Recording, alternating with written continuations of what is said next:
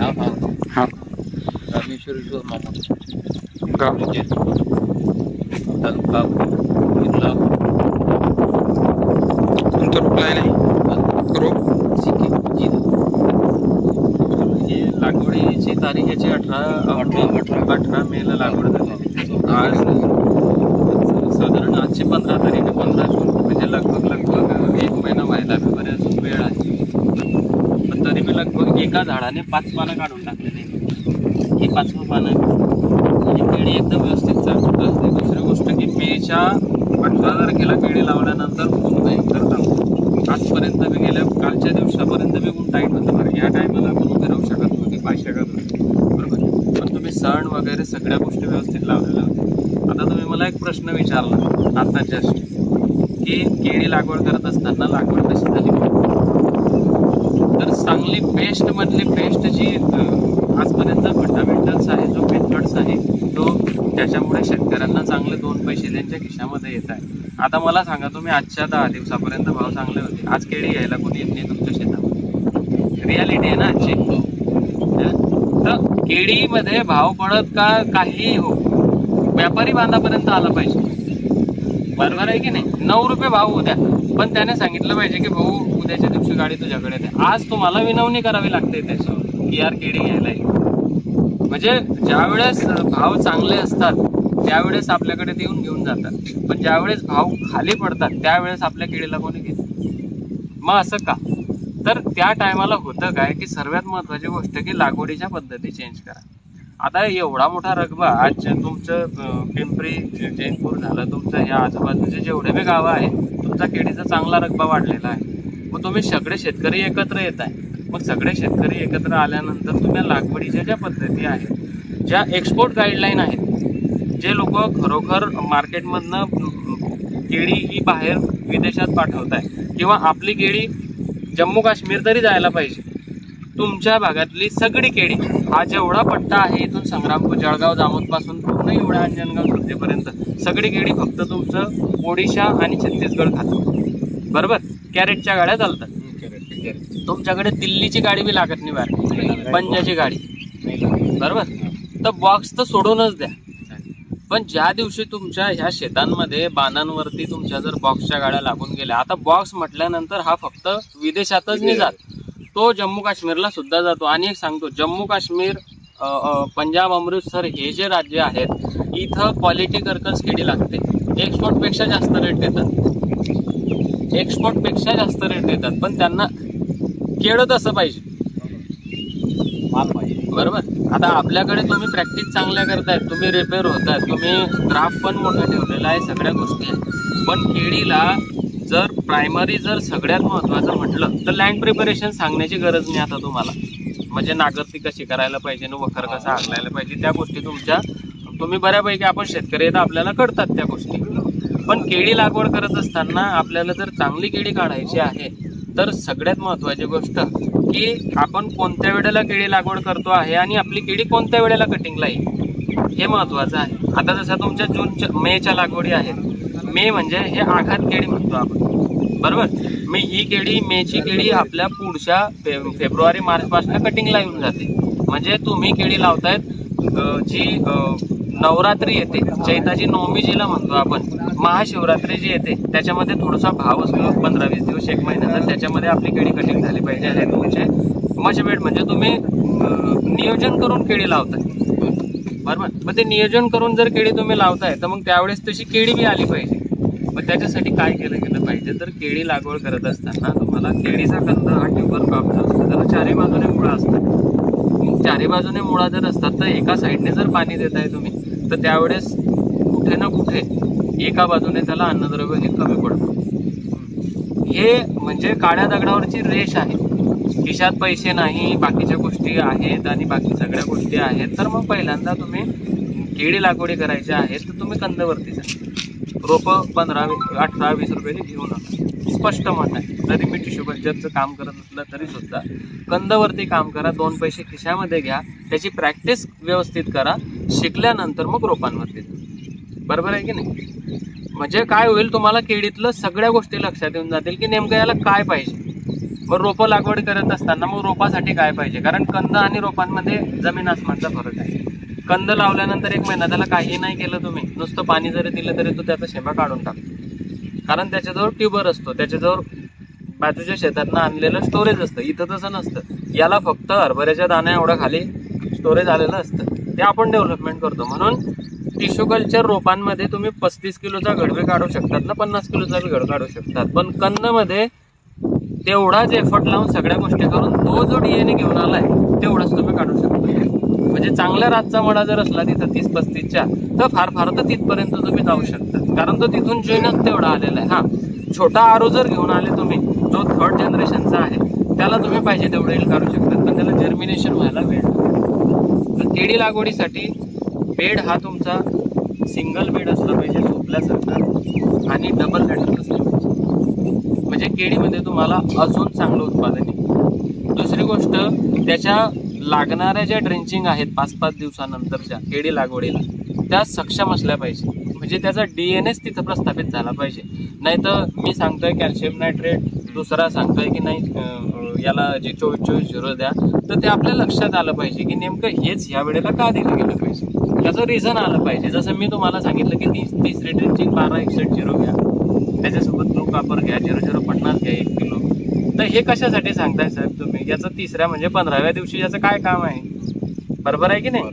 नाही तर यांनी सांगितली मला पाठवलं, मी तुम्हाला पाठवली, काही माहितीच नाही त्याला 12-61 कशासाठी देतात, बरोबर आहे की नाही? माहिती असलं पाहिजे की साहेब 12-61-0, 0050 आणि ब्लू कॉपर ट्रस्टोमायसिन का देत आहे, नेमकं कशासाठी देत आहे. तर त्या माणसाला त्या केळीविषयी माहिती आहे, नाही तर तो म्हणतो तिसऱ्याकडून आलती म्हणून दिली होती. म्हणजे ह्या गोष्टी काय आहेत की रूट स्ट्रक्चर डिझाईन करण्यासाठी त्यावेळेस मॉलिक्युलर तुम्ही सॉल्युबल फॉस्फरस पाहिजे असतं की त्याला आज दिलं की 3 दिवसात लगेच लागला पाहिजे. 0050 मी त्याच्यासाठीच देतात, आणि त्याच्यासोबत ब्लू कॉपर आणि ट्रेप्टोमायसिन याच्यासाठी देतात की तुम्ही बघितलं असेल की 15 दिवसानंतर केळी लावल्यानंतर 15 दिवसानंतर झाडं मरायला लागतात, तो पोंगा अटकायला लागतो, सडायला लागतो, त्यावेळेस लक्षात येतं की सर कुठल्या तरी काहीतरी प्रॉब्लेम येतात, मग ते पाणी धरून ठेवते. त्यावेळेस हे मेच्या लागवडी जर असल्या ना, तर ह्या अति उन्हामुळे काय होतं, आपण ड्रिपमधून पाणी देतो, आपण मावशर बनवलेलं आहे, सण लावून ठेवलेलं आहे. झाड काय करतं, जेवढं जास्त ऊन पडतं तेवढं जेव्हा आपण पाणी देतो झाड मुळांजवळ पाणी धरून ठेवतं. आणि ह्या वर्षी काय झालं, मेच्या महिन्यामध्ये पाऊस चालू होऊन गेला, 2-3 वेळा पाऊस येऊन गेला, म्हणजे वातावरण अनिवन झालं. मग ह्या वातावरण अनिवनमध्ये काय झालं की केळी पाण्याला पकडून ठेवली, आणि तिने जर पाणी पकडून ठेवलं तर तिच्या ह्या इथं कॉलर येतो. तुम्ही बघितलं असेल काही काही झाडाचं पान वरतीच निघत नाही, आणि हातात घेतलं की ते काढल्यानंतर खाली तोडलं की काळं काळं दिसतं, तो इर्वेनिया रॉट. तो इर्वेनिया रॉट येऊ नये म्हणून त्याच्यासोबत ब्लू कॉपर आणि ट्रेप्टोमायसिन. हा म्हणजे ही तिसरी ड्रेंचिंग याच्यासाठी, एवढं त्याचं कारण माहिती असलं पाहिजे. पहिली ड्रिंचिंग 3-19-19 केलागुरू किटची पावडरच का सर, तुमचं केलागुरू किटच मी का बरं घ्यायला पाहिजे, तिच्यात काय आहे असं की मी टाकू त्याला, भले ते स्वस्त असू द्या, पण तुम्ही का सजेस्ट करताय त्याला, तिच्यात काय गोष्टी आहे अशा. तर त्याच्यामध्ये केलागुरू किटचं पहिलं जर तुम्ही ड्रिंचिंग केलं लागवडी झाल्यापासून 5व्या दिवशी, तर त्याच्यामध्ये 3-19-19 प्रायमरी न्यूट्रिशन असतात, बॅलन्स न्यूट्रिशन असतात, जे झाडाला ॲनालिसिस करत असताना असे वेगळे वाटत नाही, त्याला हवेसे वाटतात, कारण त्याला पहिल्यापासून नर्सरीपासूनच त्याची सवय असते. कारण नर्सऱ्यांमध्ये 19-19 स्प्रे होतात, तिथं 12-61 न 13-40-13 आणि ह्या गोष्टीचे स्प्रे होत नाही, म्हणून तिथले स्प्रे आपण इथं पहिला त्याला ड्रिंचिंगच्या माध्यमातून द्यायला लावतो, म्हणजे त्याला सवय असते ते खाण्याची. आता तुम्ही विदर्भातनं माझ्या खानदेशात आल्यानंतर तुम्हाला जेवणामध्ये लय गडबड होते, भले आमच्याकडचं ते जेवण आम्हाला एकदम व्यवस्थित वाटत असेल की पाहुण्याला हे द्यायला पाहिजे, पण पाहुणे अरे बापरे हे काय बनवून ठेवलं. तसं झाड इथं आल्यानंतर तुम्ही जर 12-61 खायला पहिल्याच दिवशी दिले, त्याला 3-19-19 खायची सवय आहे, मग ते घेत नाही, ते वेस्टेज जातं. मग त्याच्यासोबत केलागुरू किट लिक्विड पावडर का, तर त्याच्यात तुमचं पोटॅशियम हुमेट आहे 98% वाला, पोटॅशियम फुलवेट आहे, सीवीड आहे, प्लांट एक्स्ट्रॅक्ट आहे, प्लांट स्टिम्युलंट आहे. मी तिथं ट्रीटमेंटसाठी हेच वापरतो, म्हणजे रूट स्ट्रक्चर. आता हा रूट काय येतो, हा रूट पूर्ण ग्लासामध्ये पॅक येतो. आपण ज्यावेळेस जमिनीमध्ये याला गारा करून लावतो त्यावेळेस काय होते, रूट जी अशी चारी बाजूला चुंबडाने आलेली असते ती काय होते, ती खाली येते आणि ती जमिनीत जाण्याचा प्रयत्न करते. मग मग ती जमिनीत जाण्यासाठी तिला नवीन जी ताकद लागते की ह्या फुलवेट हुमेस सीवीड ह्या याच्यामुळे ती जोमाने जाते, म्हणजे जमिनीला छेदच करते, त्याच्यासाठी ती द्यावं लागते. आणि सगळ्यात पहिली ड्रिंचिंग तुमची डेंटाशू, कार्बनडिझम, मेन्कोशेप याची द्यायला लावतो आणि खडी साखर टाकायला लावतो मी, बरोबर. कारण ग्लुकोज, फ्रुक्टोज, सुक्रोज त्याला त्यावेळेस गेलं पाहिजे. तर पहिलं 2 किलो खडी साखर, डेंटाशू 50 ते 100 ग्रॅम, तुमच्या जमिनीच्या अवस्थेने आहे की तुमच्या जमिनीमध्ये मागच्या वेळेस हुमणी आली नाही आली, तुम्ही कचरा डंप केला आहे, काय आहे, भुंगेरे कसे दिसले, शेणखत किती टाकलेलं आहे, त्याच्यानुसार मग तुम्ही 50 ठिकाणी 100 ग्रॅम डेंटाशू घ्यायचा, कार्बनडिझम, मेन्कोशेप घ्यायचं 200 ग्रॅम, पाणी बनवायचं आणि झाडाजवळ गारा करून लावून द्यायचं. म्हणजे असं रिव्हर्स मी तिसऱ्या ड्रिंचिंग पासून पहिल्या ड्रिंचिंगला आलो. आता होतं काय की मजुरी, बरोबर, सगळ्यात महत्वाचा आणि चांगला प्रश्न. काय करायचं, लागवडीच्या आधी बेड ओले करून घ्यायचे मस्त पचर पचर पाण्याने, ऍसिड ट्रीटमेंट करून घ्यायच्या. ऍसिड ट्रीटमेंट केल्यानंतर माझं जर तुम्ही शेड्यूल वाचलं तर शेड्यूलमध्ये मी आधीच दिलेलं आहे सिंगल सुपर फॉस्फेट सोबत कडीचा चुना 6 किलो असावी, 3 किलो आणि 2 ते 3 किलो निलात होता, कॉपर सल्फेट जे असतं ना ते त्याच्यात टाकून दिलेलं आहे. म्हणजे कडीचा चुना आणि तुम्ही गंधक जर देऊन टाकलं तर तुम्हाला हे ब्ल्यू कॉपर जे 15 दिवसानंतर ड्रिंचिंग करावी लागते ते आधीच तिथं असते, कारण पाण्यासोबत ते जातं. आणि तुम्ही सिंगल सुपर फॉस्फेट टाकतात तर सिंगल सुपर फॉस्फेटमध्ये काय सल्फेट असतो, कॅल्शियम असतो. आणि आता तर सिंगल सुपर फॉस्फेटमध्ये मायक्रोन्यूट्रन्स पण यायला लागले, झिंक यायला लागला, बोरॉन यायला लागला. म्हणजे आधुनिक गोष्टी आल्यामुळे झाडं सक्षम राहतात. म्हणजे तुमचा बेड, आता हा बेड बनवल्यानंतर एवढ्या याच्यामध्ये जर तुम्ही ते टाकलेलं असतं, नळी चालवली असती तर तो आधीच बेड रिचार्जेबल झालेला असता. आणि जिथं तुम्ही माती, जिथं तुम्ही कुदळीने खोड लावतात तिथं खोड लावून द्यायचं. लावल्यानंतर आपण पाणी टाकायचं त्याच्या मागे 1-1 लिटर, अशा 5 टाक्या भरून ठेवायच्या. तिथं 2 टाक्यांमध्ये काम होत आहे, तिथं 5 टाक्या टाका. 1 लिटर पाणी इथं जडीजवळ टाकून द्यायचं, म्हणजे तिथं असलेली जी हवा आहे बाहेर निघून जाते. गारा करून लावायला मला बी माहिती आहे, मी बी शेतीच करतो. तुम्ही जर बाकी वेळेमध्ये जर बघितलं तर मी शेतातच काम करत असतो. माझे खराब कपडे ते तुम्ही माझे व्हिडिओ बघा आता करते.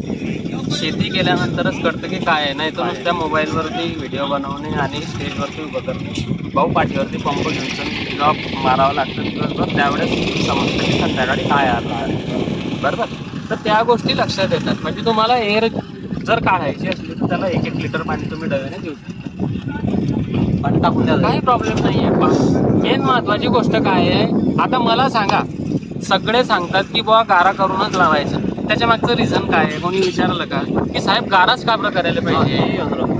आपल्या डोक्यात त्या कल्पनाच येत नाही. आपल्याला फक्त वाटतं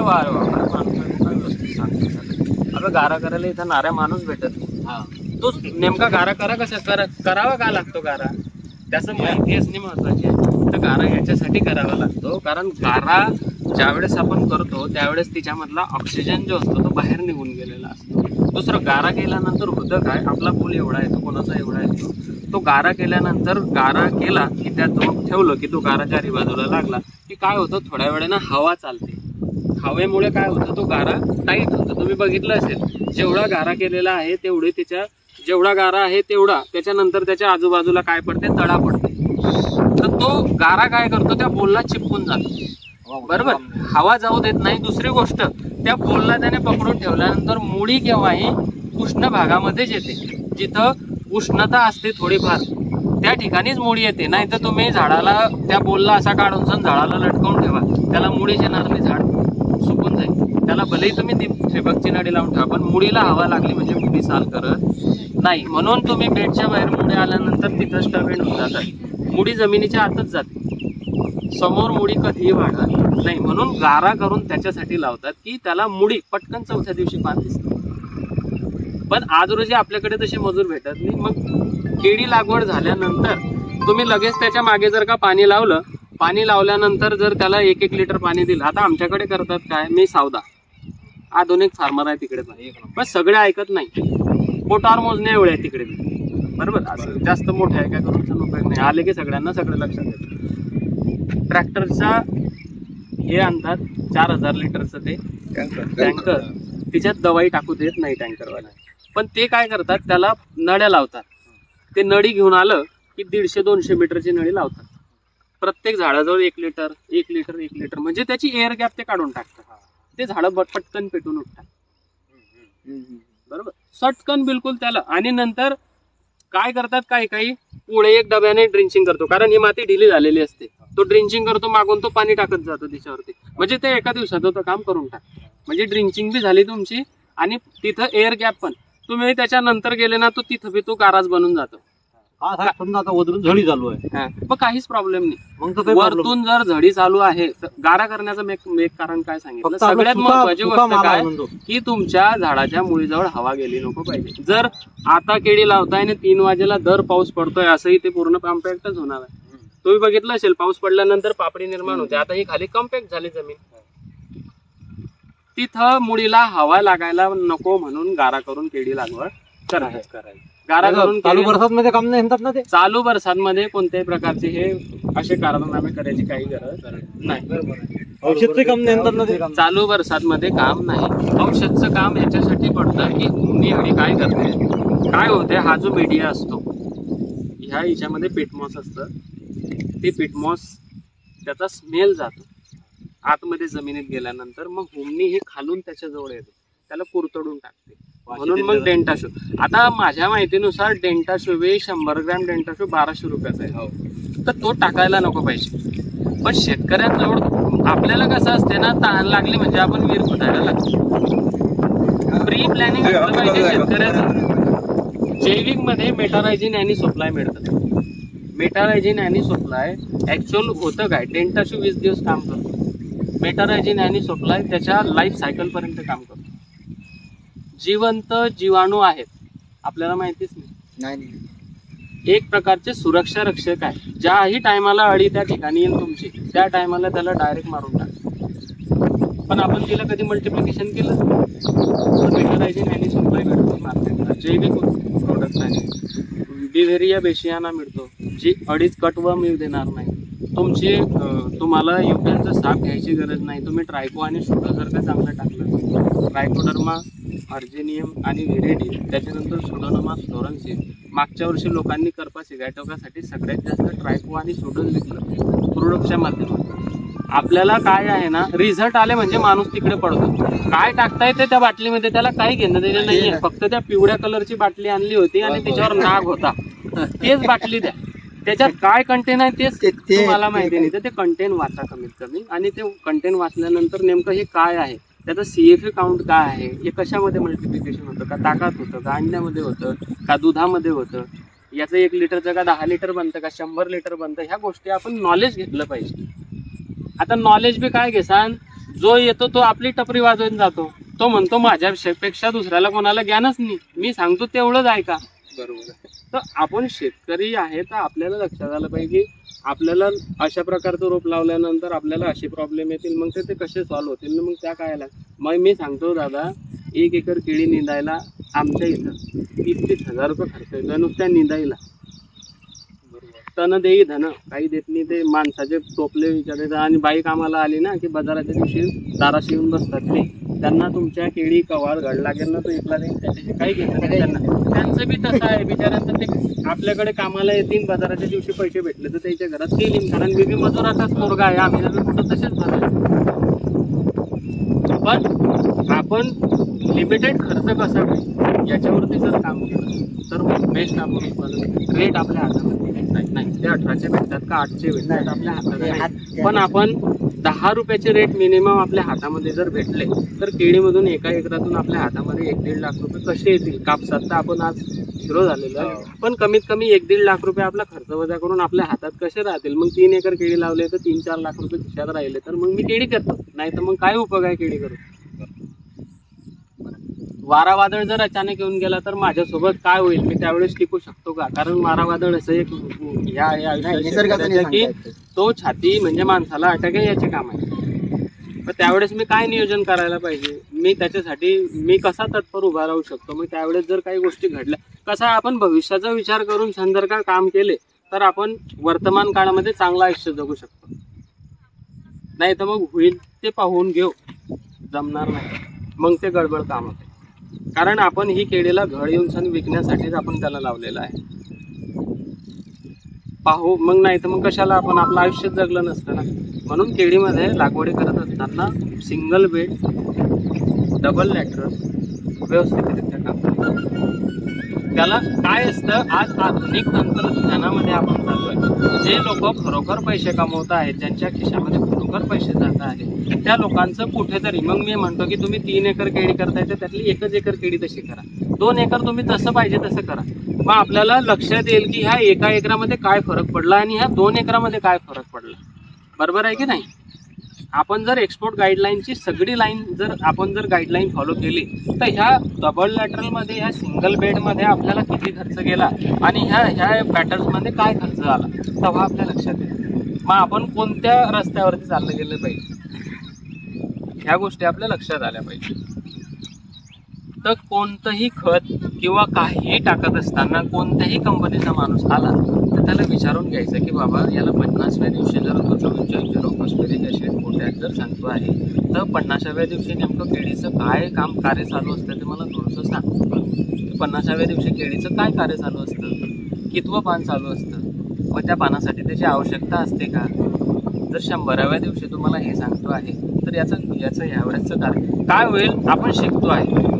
जर माझ्यापेक्षा एखादी चांगला व्यक्ती आला, मला वाटतं की काकाला माझ्यापेक्षा चांगलं नॉलेज आहे, तर मी पायाशी बसून जायला पाहिजे की काका मला तुम्ही सगळं सांगा. आणि जर मी म्हटलं की काका थांबा म्हणजे गेलं कामातून.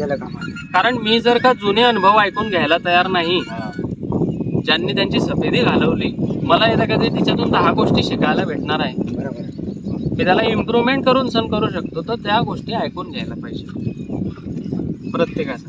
आता प्रत्येकाचं काम करण्याचं कोणी वखर, कोण किनारने धरतो, कोणी बैलचा सपाटा धरतो, कोणी न वजन ठेवताना वखर चांगला लावून दाखवतो, तर त्याची कलाकारी आहे. मग आपण समजून घ्यायला पाहिजे की नेमकं वखरावरती किती दाबायचा, हात का वरती दाबून ठेवायचा, किंवा जमीन कशी असते, काय असते, धसं वेचलेले आहे नाही. तर ह्या सगळ्या गोष्टी माहिती असणं फार महत्त्वाचं आहे. कारण ग्राउंड लेवलला टेक्निकल पेक्षा तुमचं प्रॅक्टिकल महत्त्वाचं आहे, तुमच्या प्रॅक्टिस महत्त्वाच्या आहे. केळीचे रोपं हे प्रत्येक कंपन्या काय करतात की चांगलंच यील्ड यायला पाहिजे, त्याच्यासाठी चांगले मदर कल्चर निवडून सणच केळीचे रोपं देतात. फक्त घोळ होतो हा प्रायमरी आणि सेकंडरी मध्येच.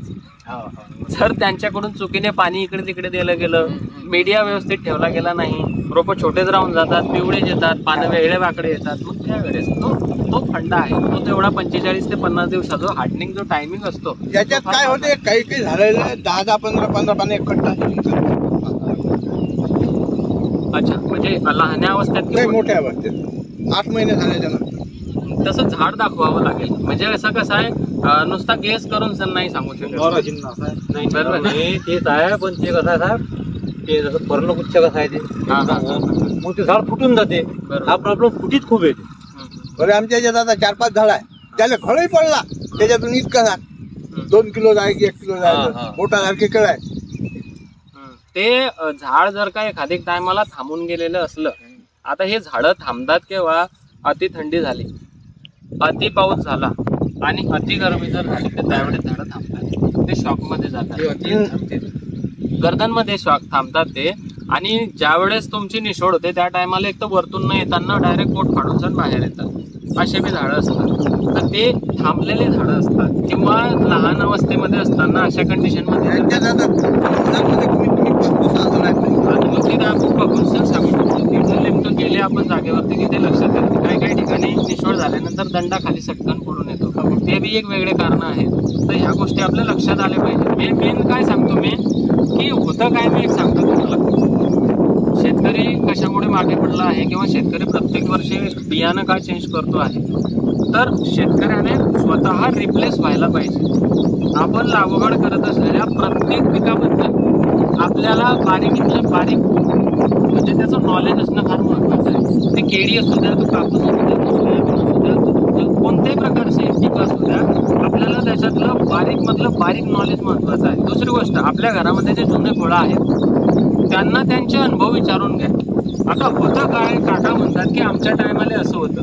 काकाच्या टायमाला 40चं वातावरण बी नव्हतं, 40चं टेम्परेचर बी नव्हतं. मग काकाला त्यावेळेस सांगायचं की बाबा तुमच्या वेळेस शाळेचं टेम्परेचर मुळात नव्हतं. जूनचा शेवट, मेचा शेवटला आठवडा आला की 7 तारखेला पेरण्या होऊन जायच्या. आता तर केव्हा पाऊस पडतोय आणि केव्हा पेरण्याचा भरोसाच नाहीये. मग आता तुम्ही सांगा की तुम्ही सांगताय ते करू का, की मी काही घेतलेलं आहे मी करू का? नाही तर मग आपण दोघांचं मिळून काहीतरी तिसरं होऊ शकतं का, तर आपण पुढे जाऊ शकतो. नाहीतर मग अन्यथा बापाचं बिन मुलाचं बिन तिसराच कोणी आला त्याचं भाषण ऐकलं त्याचं केलं म्हणजे झालं. एखादी टायमाला वातावरणाने साथ दिली तर चांगलं होतं, वातावरणाने साथ नाही दिली की त्याचा म्हणण्यामुळेच होतं. म्हणून नॉलेज असणं त्याचं नॉलेज घेणं फार महत्वाचं. केळी व्यवस्थित आहे.